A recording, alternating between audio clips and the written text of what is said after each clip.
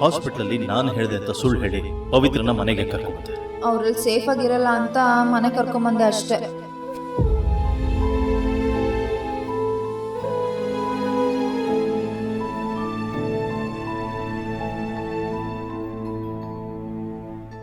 Sir ಇದೆ sir.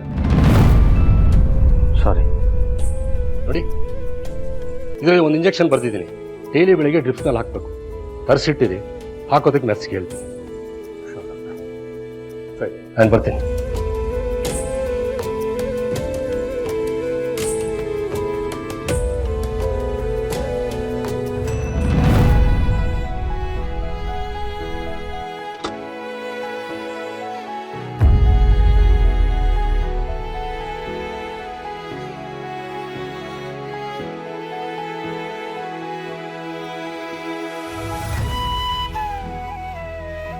ಒಂದು ನಿಮಿಷ.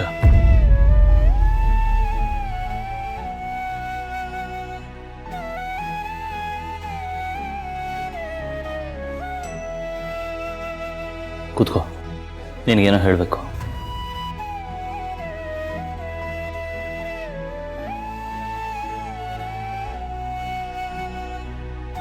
ಥ್ಯಾಂಕ್ಸ್.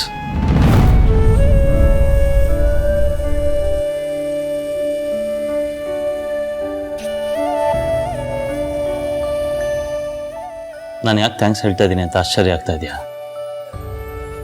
ಅದಕ್ಕೆ 2 ಕಾರಣ ಇದೆ.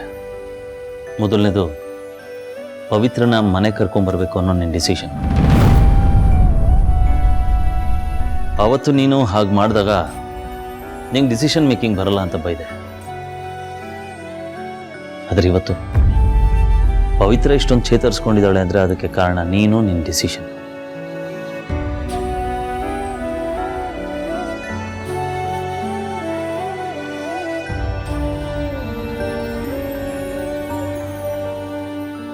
ಯಾಕೆ ಅಳ್ತಾ ಇದೆಯಾ? ಇದುವರೆಗೂ ಯಾರು ನೀನ್ ತಗೊಂಡಿರೋ ನಿರ್ಧಾರ ಕರೆಕ್ಟು ಅಂತ ಹೇಳಿಲ್ಲ. ಇದುವರೆಗೂ ಯಾರು ನನ್ನ ಅಪ್ರಿಷಿಯೇಟು ಮಾಡಿಲ್ಲ. ಆದ್ರೆ ನೀವು ತುಂಬಾ ಒಳ್ಳೆಯವರು.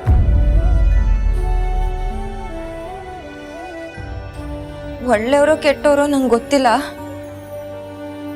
ಆದ್ರೆ ನಿಮ್ಗೆ ಒಬ್ರು ಮನ್ಸನ್ನ ಅರ್ಥ ಮಾಡ್ಕೊಳ್ಳೋ ಒಳ್ಳೆ ಮನ್ಸಿದೆ ಅಂತ ಗೊತ್ತಾಯ್ತು. ನಾನೇನಾದರೂ ತಪ್ಪು ಮಾತಾಡಿದ್ರೆ ಸಾರಿ, ನಂಗೆ ಕ್ಷಮಿಸ್ತೀರಲ್ವಾ? ನಾನು ಗಮನಿಸ್ದಾಗೆ ನಿನ್ನಲ್ಲೊಂದು ಇನ್ನೋಸೆನ್ಸ್ ಇದೆ. ನಾ ಹೇಳೋದೇನೆಂದರೆ, ಲೈಫು ನಿನ್ನನ್ನು ಎಂಥ ಕ್ರಿಟಿಕಲ್ ಸಿಚುವೇಶನ್ಗೆ ತಳ್ಳಿದ್ರು ಅದನ್ನು ಕಳ್ಕೊಬೇಡ.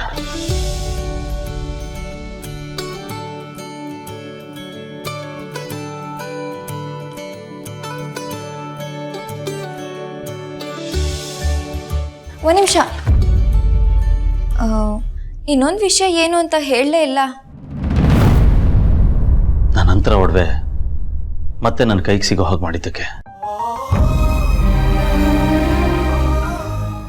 ನಿಮ್ಗೆ ಈ ವಿಷಯ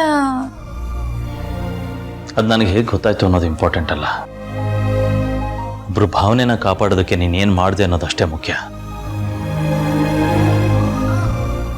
ಪೂಜೆ ಸಮಯದಲ್ಲಿ ನೀನಿರಲಿಲ್ಲ ಅಂತ ನಾನು ಬಾಯಿ ತುಂಬ ಬೈದೆ. ಆದರೆ ನೀನು ನನ್ನ ನೆನಪುಗಳನ್ನ ಕಾಪಾಡೋದಕ್ಕೆ ಬೇರೆ ಸೇವೆ ಮಾಡ್ತಾ ಇದ್ದೆ.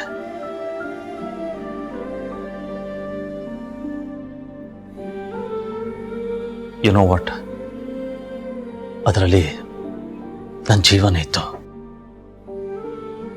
ಅದನ್ನು ವಾಪಸ್ ತಗೊಂಬಂದು ಕೊಟ್ಟಿದ್ದಕ್ಕೆ ಥ್ಯಾಂಕ್ ಯು.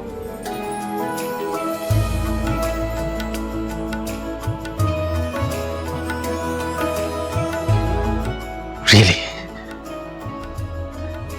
ನನಗೊತ್ತು ನಿನಗೆ ಬೇಜಾರಾಗಿದೆ. ನಂಗೇನು ಬೇಜಾರಿಲ್ಲ. ನೀವು ಬಂದು ಹೊಗಳಿದ್ರಲ್ಲ, ನಂಗೆ ತುಂಬ ಖುಷಿ ಆಯಿತು. ಈ ಖುಷಿ ಆ ಬೇಜಾರನ್ನ ಮರೆಸ್ಬಿಡ್ತು. ಇದು ಈ ನಿನ್ನ ಮಗು ಥರ ಮನಸ್ಸಿದೆಯಲ್ಲ, ಅದನ್ನು ಬಿಟ್ಕೊಡ್ಬೇಡ. ಈ ಮುಕ್ತತೆನ ಯಾವತ್ತೂ ಕಳ್ಕೊಬೇಡ.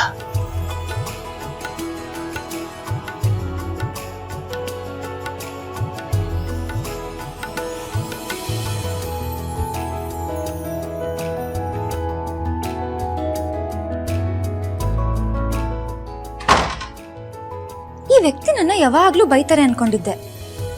ಆದ್ರೆ ಇಲ್ಲ, ಇವ್ರು ಬರೀ ನಾನು ತಪ್ಪು ಮಾಡ್ದಾಗಷ್ಟೇ ಬೈಯೋದು.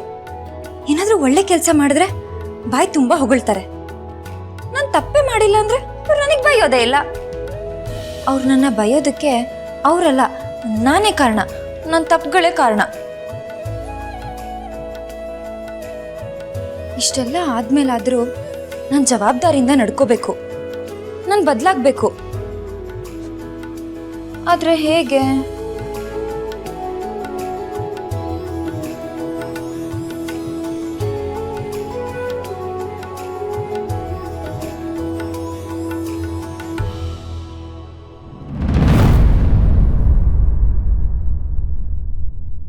ಅಜ್ಜಿ, ಅಜ್ಜಿ,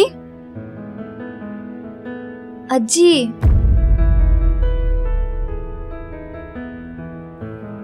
ಅರೆ, ಏನ್ ಇಷ್ಟೊತ್ತಲ್ಲಿ ಎಬ್ಬಿಸ್ತಿದ್ಯಾ? ಎಲ್ಲ ಹುಷಾರ್ ತಾನೆ? ಯಾರಿಗೇನೂ ಆಗಿಲ್ಲ ಅಜ್ಜಿ. ನನ್ನ ಮನ್ಸಿಗೆ ತುಂಬಾ ಗಿಲ್ಟ್ ಕಾಡ್ತಿದೆ. ಬಾ, ಕೂತ್ಕೋ ಬಾ. ಬಾ. ಯಾಕೋ ಕಂದ, ಏನಾಯ್ತು? ನನ್ ಮನೆ ಜವಾಬ್ದಾರಿ ತಗೊಂಡಿದ್ದು ನನ್ ಕೈಲಿ ಎಲ್ಲ ಆಗುತ್ತೆ ಅಂತ ಪ್ರೂವ್ ಮಾಡೋದಕ್ ತಾನೆ. ಈ ಮನೆ ಸೊಸೆ ಅಂದ್ರು, ಎಷ್ಟೇ ಬೇಡ ಅಂದ್ರು ಏಜೆ ನನ್ ಮೇಲೆ ನಂಬಿಕೆ ಇಟ್ಟು ಜವಾಬ್ದಾರಿ ಕೊಟ್ರು. ಆದ್ರೆ ನಾನು ಗೆದ್ದು ತೋರ್ಸ್ಬೇಕಿತ್ತು. ಆದ್ರೆ ಹೀನಾ ಇವಾಗ ಸೋತ್ಬಿಟ್ಟೆ. ಅವ್ರು ನನ್ ಮೇಲೆ ಇಟ್ಟಿದ್ ನಂಬಿಕೆನೂ ಸೋತ್ಬಿಡ್ತು. ನಂಗ್ ನಿದ್ದೆ ಬರ್ತಿಲ್ಲ ಅಜ್ಜಿ.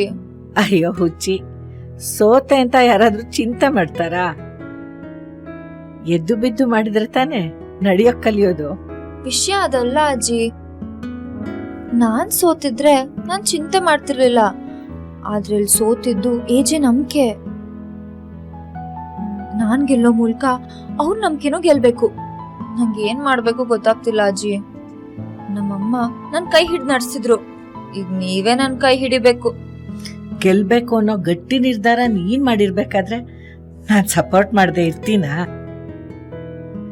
ಗೆಲ್ಬೇಕು ಅಂತಂದ್ರೆ ದೊಡ್ಡ ದೊಡ್ಡ ಸಾಧನೆ ಮಾಡ್ಬೇಕಾಗಿಲ್ಲ. ಸಣ್ಣ ಪುಟ್ಟ ತಪ್ಪುಗಳನ್ನ ತಿದ್ಕೋತಾ ಹೋದ್ರೆ ದೊಡ್ಡ ಅನಾಹುತ ಆಗೋದನ್ನ ತಪ್ಪಿಸ್ಬಹುದು. ಅಂದ್ರೆ ಈ ಮನೆಗ್ ನೀನ್ ಯಾರು? ಸೊಸೆ. ಕರೆಕ್ಟ್. ನೀನು ಈ ಮನೆ ಬೆಳಗಕ್ ಬಂದಿರೋ ಗೃಹಿಣಿ.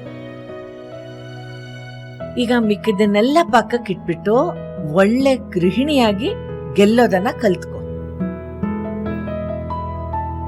ಏನು ಗ್ಯಾರಂಟಿ ಹಿಟ್ಲರ್ ಕಲ್ಯಾಣ